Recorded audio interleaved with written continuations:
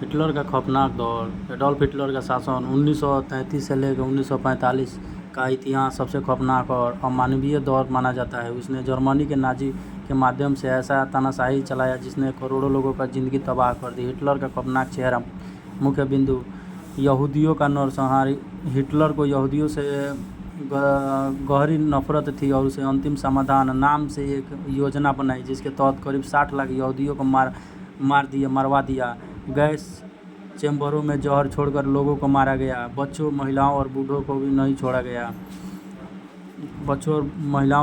छोड़ा गया और उसे उठा लिया गया और टॉर्चर किया जाता था और गुमनामी कर मार दिया जाता था। बच्चों का ब्रेनवॉश किया जाता था। हिटलर ने बच्चों को हिटलर यूथ जैसे संगठनों में शामिल किया। उन्हें बचपन से सिखाया गया कि हिटलर भगवान के समान है। यहूदी दुश्मन जर्मनी के नस्लों का सबसे सर्वश्रेष्ठ है। बच्चों को अपमान अपने ही माता पिता की जासूसी करने के लिए उकसाया गया।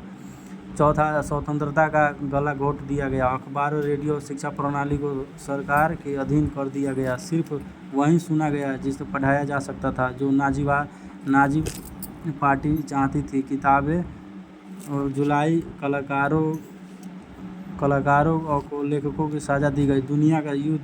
दुनिया को युद्ध में झोंक दिया गया। 1939 में हिटलर ने पोलैंड पर हमला कर द्वितीय विश्व युद्ध की शुरुआत की। 7 करोड़ से ज़्यादा लोग मारे गए।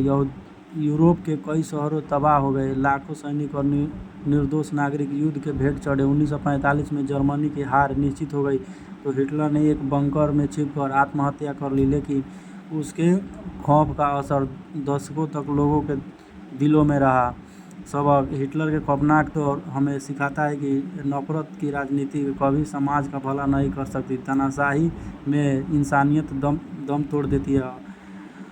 असहमति, सवाल और आज़ादी लोकतंत्र की हत्या है। अगर आप चाहें तो मैं आपको हिटलर के अपराधों पर आधारित सच्ची घटनाओं की कहानी, यातना शिविर का विवरण, हिटलर के मानसिकता का विश्लेषण भी दे सकते हैं।